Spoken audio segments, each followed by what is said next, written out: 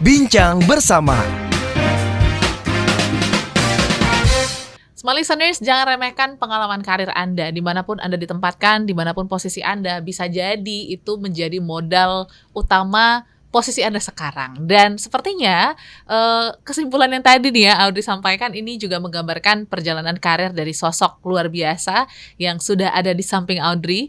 Dan kali ini kita akan berbincang-bincang bersama beliau. Ada Ibu Rini Utami, Direktur Utama PT Hikmah Cakra Mulia. Hai Ibu Rini. Hai Audrey, apa kabar? Baik. Amin. Ibu Saya Rini juga sehat selalu. Amin. Semoga pendengar kita juga sehat selalu. Amin, amin dimanapun Anda berada di seluruh Indonesia ataupun juga mungkin streaming dari luar negeri gitu ya. Iya. Semoga kondisinya sehat selalu. Hari ini kita akan Amin. ngomongin tentang perjalanan karir. Ternyata berkarya dari 1996 ya. Saya lihat tadi di CV-nya. Oke, Yes, ya. sampai dengan 2025 berarti sudah sekitar 29 tahun. Tapi ternyata nggak hanya di satu tempat. Kayaknya Bu Rini hobi banget mencari tantangan ataupun juga dunia baru gitu. Tapi kita penasaran ke masa kecil. Bu Rini tumbuh di kota mana sih? Dan emang dari kecil menyukai tantangan-tantangan baru kah atau seperti apa Bu Rini?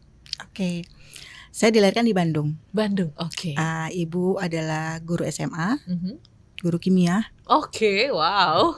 Terus bapak dosen, Aha. dosen di Institut Teknologi Tekstil Bandung.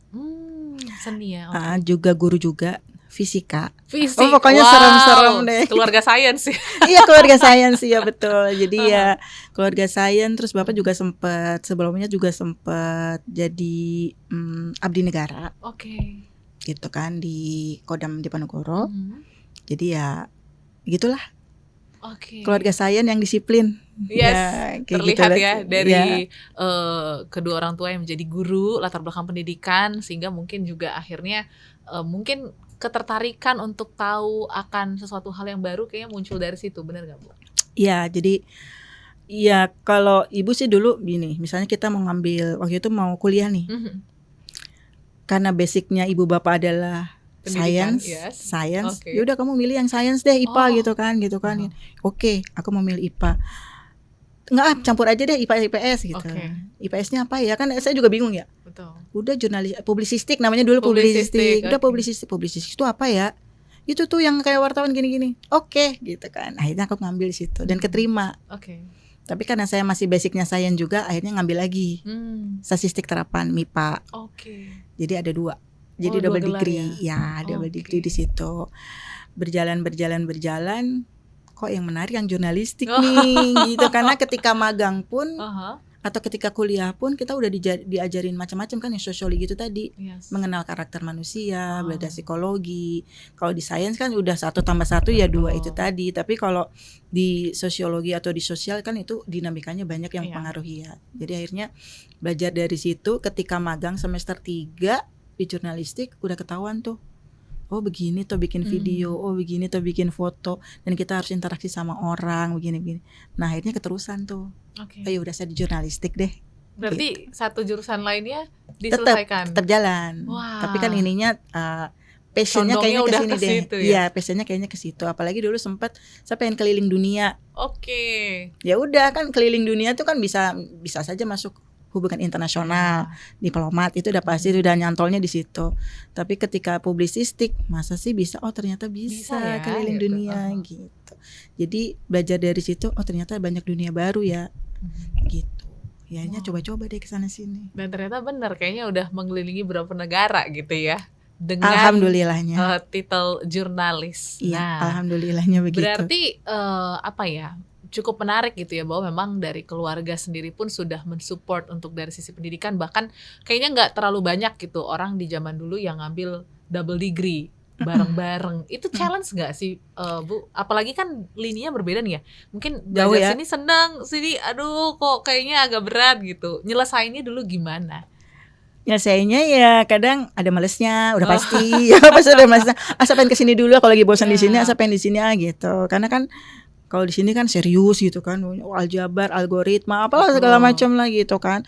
Tapi ketika udah deh kita ke jurnalistik dulu. Ya udah kumpul sama temen, yuk bikin video, bikin foto, main ke kamar gelap dulu, ada fotografi tuh main ke kamar gelap. Ya udah di situ main aja situ. Akhirnya selesai juga sih, nggak kerasa selesai. Tapi juga. gimana respon kedua orang tua gitu melihat akhirnya ternyata anaknya condong lebih ke publisistik nih ya? Nggak apa-apa juga sih. Nggak apa-apa ya. Pada akhirnya nggak apa-apa happy, sih. Ya walaupun jamnya kan nggak pasti ya. Betul. Pulangnya juga malam, jarang pulang, apalah gitu. Tapi ya disupport, alhamdulillahnya memahami sih, ibu terutama ya memahami sih. Ya kalau dulu kan pulang telat aja udah dimarahin, ditanyain ini PR apa kayak gitu ya. Tapi begitu seiring perjalanan, oh iya nih, oh bisa nih, oh ya udah. Jadi nikmati apa yang bisa bikin kamu happy lah gitu. Gitu, karena kalau apapun tidak happy juga agak susah ya. Iya, pressure. Iya, pressure jadi tekanan. Banget, iya, gitu makanya udah. Ya. Dan di jurnalis itu kan happy ya. Abis liputan bisa kemana, bisa nongkrong di mana. Dulu gitu sama temen ya, pokoknya seru lah gitu kan. Oke, jadi itu yang bikin happy dan seneng gitu ya. Sampai akhirnya malang melintang lah di dunia jurnalistik ya. Sudah kemana-mana gitu Ibu Rini dan berlabuh ke Antara seperti itu. Nah itu progresnya gimana tuh? Dari berbagai macam media, dari berbagai macam negara juga ditugaskan. Akhirnya ya bisa dibilang mengabdi kepada negara lah seperti itu. Gimana tuh ceritanya Bu? Dulu 96 itu kan saya masuk kuliah ya. Jadi kan dulu ada magang tuh. Namanya magang kan sekarang juga ada. Nah magangnya kalau di Unpad dulu di Unpad Vkom itu bisa di media cetak atau di media elektronik. Media cetaknya waktu itu aku mau ke Kompas, Kompas Bandung. Nah Kompas Bandung tidak menerima, harus ke pusat, harus di Jakarta gitu. Nah sementara kan kuliahnya masih di Bandung ya. Ayo udah saya masuk Antara aja deh. Kan Antara ada di biru-biru. Aku masuk Antara. Oh ya udah di situlah masuk. Terus elektroniknya apa? Ya udah radio itu tadi, radio RRI Pro 2 waktu itu sempet sama Kilat FM. Punya Telkom. Ya udah saya main di situ. Terus tiba-tiba di Biro Bali, Antara Biro Bali butuh orang. Nah, aku kan belum selesai. Ini kamu mau enggak di Bali, dia bilang gitu. Oh, boleh ya, namanya anak kuliah ya, seneng-seneng aja ya. Iya, boleh ke Bali. Iya, boleh gitu kan. Tapi Pak, ini kan harus S1 dulu apalagi ini. Enggak apa-apa, udah kamu kesana aja dulu. Karena memang alhamdulillahnya nilainya bagus sih yang di Biro Bandung gitu ya. Ya udah pindah ke sana. Ya sempet sih orang tua agak namanya juga perempuan ya. Betul. Jauh-jauh merantau sendiri di Bali nggak ada siapa-siapa juga. Nggak ada nggak apa-apa gitu. Ya udah ke Bali lah 4 tahun di Bali. 4 tahun di Bali sambil menyelesaikan kuliah ya. Nah 4 tahun di Bali. Terus habis itu di Bali itu juga akhirnya saya ada di TV Reuters, ada di Forum Keadilan sebagai koresponden mereka. Karena kan dulu media tidak banyak yang punya koresponden di daerah, kecuali Antara gitu kan. Makanya ya udah sambi-nyambi deh gitu. Kan toh di Antara juga saya masih magang, belum yang pegawai tetap gitu kan. Jadi bolehlah kemana-mana gitu. Jadi ya sudah saya ke Forum Keadilan, terus ke TV Reuters, terus kadang bantuin juga SCTV dulu. Segala macam. Ya udah terus dalam perjalanannya Reuters dan Antara itu kan kantor berita. Betul. Sama-sama, semuanya harus real time. Ya kan? Di situ saya harus memilih. Ini sama-sama kantor berita nih. Mana nih? Yang lebih gede sih Reuters sih. Karena kan itunya dolar ya waktu itu ya. Nah, kalau Antara ya udahlah Antara gitu kan. Tapi kalau secara jangka panjang, secara karir kan Reuters tidak bisa menjadikan kami yang non itu menjadi pegawai tetap kan. Ya, akhirnya saya memilih Antara. Bagaimanapun ya udah saya pilih Antara dulu deh gitu kan. Ntar mau gimana itu nanti gitu kan. Yang penting ya udahlah di Antara dulu deh gitu. Yang penting udah ada pengalaman di sini juga. Pengalamannya udah kemana-mana gitu kan. Ya udah di Antara. Nah dari Antara itu udah mulai tuh kemana-mana tuh. Liputan pertama saya ekonomi. Wow, oke. Sesuatu yang saya tidak suka. Kan fisika banget dan kimia banget. Yang saya tidak suka. Jadi kalau mata kuliah lain walaupun susah kayak filsafat gitu, masih terikutin. Kalau dapat B, saya masih pengen dapat A. Tapi kalau ekonomi dapat C ya udahlah gitu. Enggak usah diulang lagi. Enggak usah diulang-ulang lagi gitu. Ternyata liputan pertama saya adalah ditaruh di ekonomi. Udah saya langsung belajar apa sih nih ekonomi, istilah-istilahnya kan banyak tuh ya. Ya udah saya pelajari situ. Oh ya udah, jadi tahulah ekonomi. Terus akhirnya ditaruh di Metro. Metro barulah ke Kementerian Kemendagri waktu itu aku ingat. Kemendagri terus Kemenlu. Nah disitulah jalan. Nah, habis itu baru di pertahanan. Oke. Di pertahanan tuh agak lama, Aha. 10 tahunan. Di pertahanan, habis itu istana, Mhm. zaman SBY JK, Oke. apa SBY JK. Di situ, habis dari situ masih di zaman Pak SBY Budiono. Mhm. Dari situ saya ke Beijing. Di Beijing 5 tahun sampai 2017. Nah, di Beijing ini pun juga dulu kan saya nggak suka Beijing ya. Mhm. Apa sih Beijing ini. Dulu kan belum semaju sekarang ya. Betul. Gini. Tapi itu selalu yang pertama ya ke situ yang saya nggak suka. Liputan pertama ekonomi, liputan ke luar negeri Ke Beijing. ke Beijing, dan akhirnya penugasan tetap jadi Beijing 5 tahun itu juga. Ya udah, terus yang lain-lainnya ya mengikuti lah ya. Ada yang ke daerah konflik, ada yang ke negara-negara yang aman-aman aja gitu loh. Yang paling serem sih ke Lebanon ya. Wow. Oke. Dampingin pasukan Garuda. Waduh, itu gimana rasanya, Bu? Keluarga di sini gimana tuh? Ya ketar-ketir juga sih. Aduh itu gimana ya gini. Tapi Lebanon itu bagus loh ternyata negaranya. Oke. Walaupun reruntuhannya Yes. banyak gitu kan. Tapi bagus juga nih.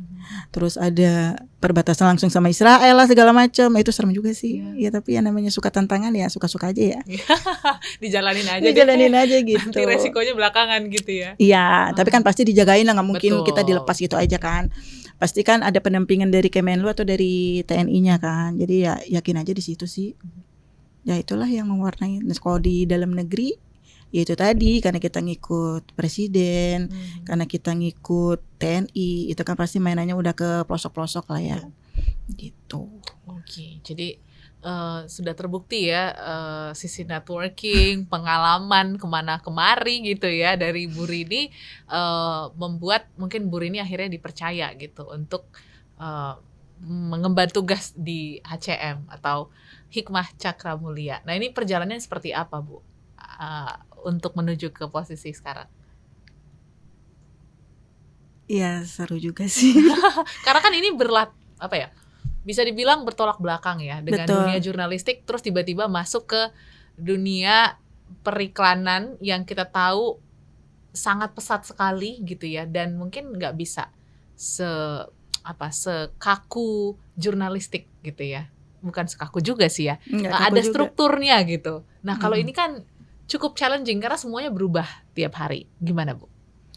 Sebenarnya jurnalis sama periklanan challenge-nya hampir sama sih. Oke. Dinamikanya kan juga cepat berubah ya. Kalau di jurnalistik itu kan informasinya berubah. Ya. Cepat kan, itu informasi harus Betul. berubah dan kita juga harus mengikuti. Nah di dunia periklanan kita lebih strict sama kebutuhan klien. Oke. Kebutuhan klien gitu kan, apa sih klien butuhin gitu kan, gimana sih cara menarik klien segala macam. Kalau yang di jurnalistik gimana sih supaya orang ini mau diwawancara. Betul. Itu kan tantangan sendiri ya. Yes. Nggak semua orang bisa diwawancara Iya, dan mau dikulik diwawancara ya. iya. Apalagi presiden, sekelas presiden atau pemerintah atau pejabat lah, itu kan kadang kalau nggak kita pinter-pinternya dekat itu nggak akan keluar tuh gitu. Jadi kalau ya sebenarnya tantangannya masing-masing, tapi ya hampir-hampir ada irisan lah gitu kan. Terus HCM ya terus terang saya tidak punya basic digital advertising karena basic saya kan memang wartawan gitu kan. Saya bukan pebisnis juga segala macam. Jadi ya udah saya learning by doing di situ gitu kan. Dan memang yang menjadi keunggulan sebagai jurnalis adalah jaringan. Oke. Jaringan itu yang saya pakai di HCM.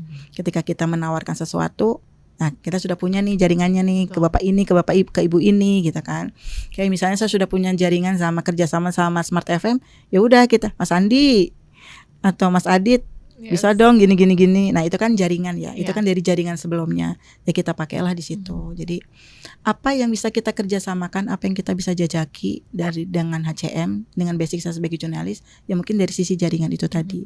Apa yang bisa kita kolaborasikan atau apapun itu. Karena di industri apapun saat ini, agility, inovasi, kreativitas, kolaborasi itu sangat penting. Betul.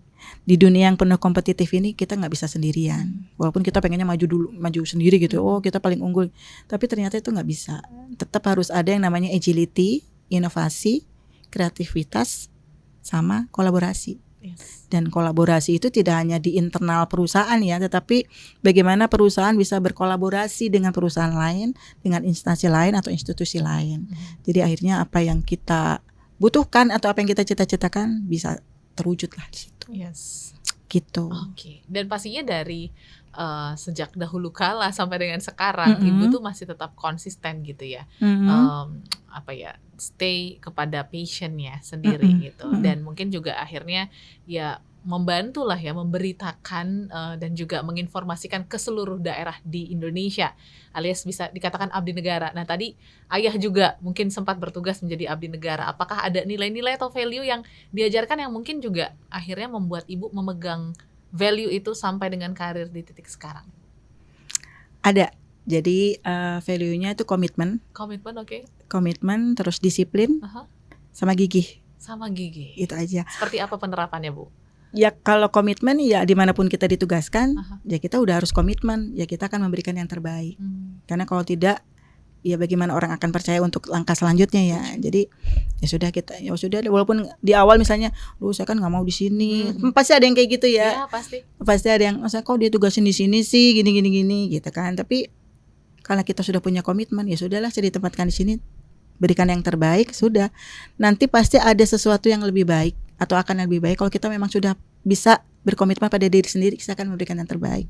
Gitu. Pasti alam semesta, Tuhan tuh pasti udah nggak mungkin membiarkan kita ya udahlah lu cuman segini aja kan, nggak mungkin juga ya. Jadi ya udah, itu komitmen.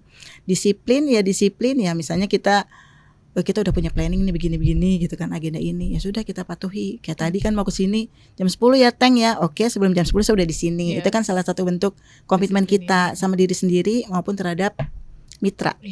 Karena mitra kan melihat itu ya, kalau dia bisa menghargai kita, berarti kita juga bisa menghargai orang lain. Yang gitu, itu salah satu bentuk disiplin yang paling kecil gitu ya. Ya walaupun kadang, pagi-pagi udah harus ke sana ya, ini gitu kan. Tapi harus tetap dilakukan. Tetap harus dilakukan. Karena dulu waktu jadi jurnalis, ketika meliput presiden atau menteri pun, jam 4 subuh udah harus ada di Halim. Nah itu kan tantangan sendiri. Betul. Padahal hari sebelumnya pulangnya juga malam. Nah itu kan juga perlu yang namanya komitmen dan disiplin itu tadi. Terus gigih. Gigih ya itu tadi, misalnya kita mengejar narasumber yang belum tentu mau diwawancara, ya kita harus gigih. Karena bagaimanapun kita sudah berkomitmen memberikan yang terbaik terhadap perusahaan atau terhadap diri sendiri lah, nggak usah ngomongin jauh-jauh ke perusahaan. Ya udah, kita harus gigih mendapatkan itu, gitu loh. Terus HCM kan hal yang baru ya. Baru sama sekali, saya nggak tahu bisnis, nggak tahu iklan, nggak tahu apa. Tapi karena saya mau, ya udah saya komitmen berikan yang terbaik karena memang amanahnya untuk kemanfaatan orang banyak. Ya sudahlah, kita komitmen di situ, disiplin, gigih, belajar gimana caranya nih digital advertising bisa saya kuasai. Ya saya belajar dari tim saya gitu kan. Tim saya kan pasti udah lebih lama ya, dari 2017 dia berkecimpung di situ. Nah, saya kan orang baru nih. Jangan takut untuk menerima hal baru. Jangan malu juga untuk belajar. Walaupun dia mungkin posisinya di bawah kita ya, tapi pasti ada sesuatu yang bisa kita pelajari dari mereka gitu kan. Oh begini Bu, begini. Oke, akhirnya saya paham kan. Ya tinggal distrategikan aja akhirnya kan. Betul. Gitu. Tinggal distrategikan, terus kalau mereka ada yang kurang atau yang lebih kita tingkatkan, yang masih kurang kita up lagi. Ya akhirnya begitu sih. Jadi penerapannya begitu. Komitmen, disiplin dan gigih ya. Ini juga pastinya bisa kita terapkan juga dalam peningkatan karir ke depannya. Dengan hal apapun sih sebenarnya. Baik di keluarga, terus juga dalam pertemanan, dalam pekerjaan pastinya akan sangat baik untuk diterapkan seperti itu. Nah, ini juga challenge yang menarik tadi Ibu katakan bahwa jadi seorang leader, terus juga harus belajar banyak dari teman-teman tim yang lain gitu ya. Di samping juga mungkin sebagai perempuan ini juga menarik nih ya, karena challenge sendiri juga nih. Mungkin banyaklah kalau perempuan struggle-nya pasti nggak hanya mikir 2 kali lipat. Betul gitu ya, dan tapi katanya lebih peka. Nah ini apa sih hal-hal yang mungkin menarik ya untuk Ibu bisa share untuk teman-teman juga yang mungkin perempuan di luar sana yang mungkin juga ada di posisi leader, untuk bisa tetap belajar, tetap ya terbuka lah dengan hal-hal yang baru. Bu Rini. Jadi ada 2 sisi ya. Jadi secara umum memang sebagai leader itu, satu, ya dia harus bisa memimpin. Dia harus bisa memiliki rasa empati. empati kepada tim yang dia bentuk. Kita harus bisa membentuk tim yang solid gitu kan. Kita harus bisa memahami tim ini kekurangannya apa sih, tim ini kelebihannya apa gitu kan. Jadi di situ kita bisa saling mendorong gitu kan, apa. Karena sukses itu tidak bisa diraih sendiri. Setuju. Pasti ada dukungan-dukungan, entah itu dari keluarga, entah itu dari tim, entah dari rekan kerja, dan itu tidak bisa kita pungkiri gitu kan.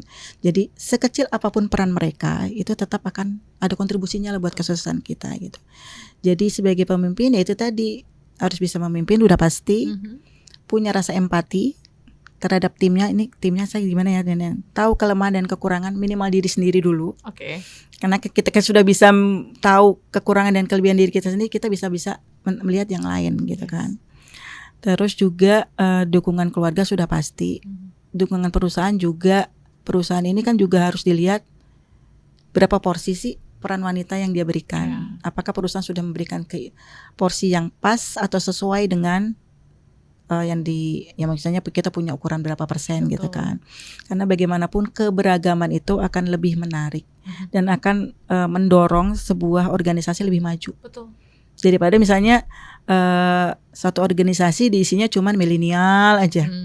Atau Gen Z aja, itu pasti stuck tuh, nggak begitu maju lah. Tapi kalau ada dua nih, milenial, Gen Z, atau apalagi generasi sekarang, itu kan akan lebih memberikan warna, variatif ya, kreativitas segala macam, agility-nya juga ada, inovasinya juga ada, kolaborasinya akan lebih naik. Nah kalau di satu perusahaan kita sudah bisa menciptakan lingkungan yang seperti itu, inklusivitas segala macam, keluar juga kita akan lebih gampang untuk bermitra dengan perusahaan yang lain. Gitu. Jadi saya tetap memberikan ruang diskusi. Diskusi itu tidak harus di ruang rapat terus kita diskusi temanya ini. Tapi saya bisa tuh datengin tim saya lagi apa ngobrol, diskusi. Terus misalnya saya lempar apa, oh iya Bu nanti harusnya begini, nih. Ide gagasan yang muncul dari tim itu kan akan memberikan warna sendiri, gitu kan. Dalam pengambilan keputusan itu justru akan mengurangi risiko. Risiko, konsekuensi segala macam. Karena itu sudah dirundingkan kan, dirundingkan secara santai, saling keterbukaan gitu. Jadi ya sebagai leader ya memang harus tidak malu untuk bertanya, tidak malu untuk belajar. Jangan mentang-mentang leader terus ya udah deh saya di ini itu juga nggak bisa. Karena kan apalagi dunianya dunia baru gitu kan, dia harus banyak belajar kan. Dan talenta itu kan memang harus kita pupuk ya. Jadi dia tahu, kayak kemarin, kamu tahu nggak profil saya seperti apa? Maunya apa nih? Nggak tahu Bu, ya udah itu tes kamu buat kamu deh biar kita sama-sama kenal, yang seperti itulah. Jadi dalam satu tim yang solid itu kan pasti suatu organisasi akan bisa berjalan lebih dinamis dan maju, mendorong lah keberagaman itu tetap bagus lah. Iya setuju, karena juga memang kalau nggak salah ada peraturannya juga ya Bu untuk BUMN ataupun pemerintahan, porsi perempuan sekian persen, sekian ada. persen. Dan ini betul akan menjadi refreshment juga nih untuk perusahaan, untuk sebuah industri, sehingga point of view-nya akan sangat beragam. Iya, karena memang memang betul struggle-nya buat perempuan memang 2 kali lebih banyak gitu kan. Peran dia sebagai ibu, peran dia sebagai istri, belum lagi peran dia sebagai leader di perusahaan. Dia kan harus ngomong orang ya, ibaratnya kan seperti itu. Nah kadang orang kan udah skeptis, emang bisa ya? Emang bisa ya? Ya di saya juga ada sih yang kayak gitu. Pasti ya. Emang bisa sih. Apalagi saya bukan pebisnis ya, dan belum main di situ kan. Emang bisa ya? Ya alhamdulillahnya tahun kemarin ditutup dengan positif. Ya saya bangga juga sih. Ya alhamdulillah yes gue bilang gitu kan. Ya udah. Oh ternyata bisa. Ya bukan buat saya aja sih, buat tim saya juga. Oh ternyata bisa ya. Karena aku selalu ngasih semangat nih. Harus selalu positif, optimis. Apapun kondisi di luar, apapun omongan di luar, ya sudah kita optimis aja. Kalau kita pesimis mengikuti arus, ya tidak akan jadi apa-apa gitu kan. Sebagai nahkoda memang berisiknya ombak tuh pasti ada. Pasti banyak ya. Banyak yang berisiknya ombak, banyak banget. Tapi yakinlah bahwa kamu adalah nahkoda terbaik untuk kapalmu. Nah udah, kan yang paling tahu kan nahkodanya. Kapalnya mau dibawa kemana, anak buahnya seperti apa, itu kan hanya nahkodanya. Di luaran boleh berisik sih, tapi yang paling tahu ya yang terbaik ya nahkodanya sih, gitu sih. Itu aja prinsipnya sih. Wah, jadi benar bahwa memang setiap perempuan mungkin pasti akan merasakan insecure, Tekanan, takut, iya, dan lain sebagainya, tapi keyakinan itu tumbuh dari dalam diri sendiri iya gitu. betul. Nah, kalau dari Bu Rini sendiri, Mm-mm. pasti kan di depan akan menjadi tantangan-tantangan lagi ya dengan achievement-achievement yang baru dan lain Mm-mm. sebagainya. Gimana untuk bisa tetap percaya diri nih Bu, untuk menghadapi hal-hal baru, hal-hal yang mungkin kayaknya saya belum pernah, masih di luar nalar banget gitu, tapi Mm-mm. ternyata turns out ke depannya mungkin ya akan jauh lebih sukses gitu. Silakan Ibu. Ya itu tadi, gigih dan jangan dan jangan patah semangat serta terus belajar. Terus belajar. Karena kan saya juga belajar di sini nih, Betul. learning by doing kan. Apa sih digital advertising itu? Iya. Apa sih itu OOH? Persaingannya seperti apa sih? Ya itu tadi, modalnya itu tadi. Jurnalis itu kan kepoan, Betul. terus skeptis, Aha. terus sok tahu. Ya udah, modal itu aja yang dipakai. Jadi sok tahu itu juga belum tentu negatif ya, ternyata positif juga gitu kan. Jadi oh kayak gini tuh yang namanya digital advertising. Oh begini mainan bisnisnya. Oh ternyata kerja sama agensinya tuh seperti ini. Jadi ada komunitasnya juga tuh. Oke. Oh begini-begini. Oh iya, jadi semuanya oh ternyata begini. Jadi kalau kita sudah mau menerima, acceptance yang pertama, Yes. terima dulu, pelajari, baru kita tahu kita mau kemana. Ya, Gitu. Tapi kalau kita belum apa-apa udah menolak, ya tidak akan jadi apa-apa. setuju. Gitu. Jadi terima dulu, pelajari, pahami, yuk kita jalan. Oke. Gitu. Menarik. Tantangan sih akan banyak. Pasti. Namanya juga hidup kan pasti ada tantangan ya. Pasti. Kalau enggak kita enggak hidup. hidup normal gitu. Nggak ada warna-warninya kan gitu ya. Jadi terima, pelajari, yuk kita jalan. Kalaupun gagal ya nggak apa-apa. Yes. Kita step back aja dulu. Kita evaluasi, nanti maju lagi, selangkah lebih maju lagi, atau 2 kali lebih maju juga nggak apa-apa. Yes. Karena kita udah tahu, oh celahnya di sini, oh ini gitu sih. Oke. Nah, ini mungkin pertanyaan terakhir ya Bu Rini, karena sudah cukup panjang pengalaman yang didapat baik di lapangan dan juga mungkin di HCM, walaupun mungkin baru sebentar, tapi kayaknya pasti banyak banget hal baru yang Ibu pelajari ataupun dapatkan. Apakah di titik sekarang Ibu sudah bisa mengatakan Ibu sudah sukses? Atau seperti apa definisi sukses di momen sekarang nih? Apakah ada achievement ke depan yang menjadi goals-nya Bu Rini? Silakan. Kalau sukses menurut saya itu tadi bisa mengalahkan ego. Minimal males lah, jangan males lah kan harus disiplin. Kalau udah males ya udahlah gitu ya. Itu sukses yang pertama. Terus yang kedua, sukses ketika anak buah saya bisa lebih baik dan berkarir lebih baik dibandingkan saya. Gitu. Jadi pelatihan, klinik coaching atau segala macam, apalagi perkembangan digital advertising kan makin dinamis ya. Mau tidak mau SDM kan harus kita siapkan juga. Menguasai teknologinya. Walaupun secara medsos mungkin sudah bisa. Tapi ternyata medsos itu kan punya strategi juga yang harus dipelajari lagi. Gimana caranya menaikkan viewers, engagement segala macam, itu kan strategi juga. Klien kita siapa, itu kan juga harus distrategikan. Nah, belajar itu ternyata harus terus menerus. Nggak bisa yang udah puas sampai sini, udah bisa nih ternyata follower kita udah segini. Nggak bisa juga. Tetap nanti suatu saat kompetitor kan pasti juga tidak diam kan, pasti dia juga naik-naik terus. Jadi sukses ya itu tadi, kita bisa mengalahkan diri kita sendiri, ego, karena sebagai leader atau sebagai siapapun sebenarnya mengalahkan ego itu lebih berat sih. Karena kan kalau udah ego, leader kan, ini kan gue leadernya, harusnya gini. Nah kan nggak bisa kayak gitu juga. Jadi tetap itu kedua, ya ketika anak buah saya bisa lebih baik atau karirnya lebih tinggi daripada saya, one day gitu. Yes. Oke. Dan tujuan dari perusahaan ini didirikan itu bisa mencapai sasarannya. Itu sih cita-cita saya, itu aja sih. Yes, cita-cita yang mungkin kita aminkan semua gitu ya Bu Rini, di tengah mungkin tantangan-tantangan ataupun juga struggle yang dihadapin, semoga Bu Rini bisa terus semangat gitu ya untuk mengejar tadi 3 hal: mengalahkan ego, membuat tim jadi lebih sukses, dan pastinya juga bermanfaat untuk orang banyak. Oke. Klise sih, tapi memang itu amanah yang diberikan antara kepada kami gitu. Jadi ya mungkin tidak hanya antara, tapi orang yang lebih banyak di sekeliling kita kan juga gitu. Dan mungkin diharapkan juga oleh masyarakat Indonesia. Iya, informasi itu kan hak asasi juga kan. Setuju. Yang tadi itu. Gitu. Oke, dan pastinya sudah banyak sekali cerita-cerita kita hari ini Bu Rini.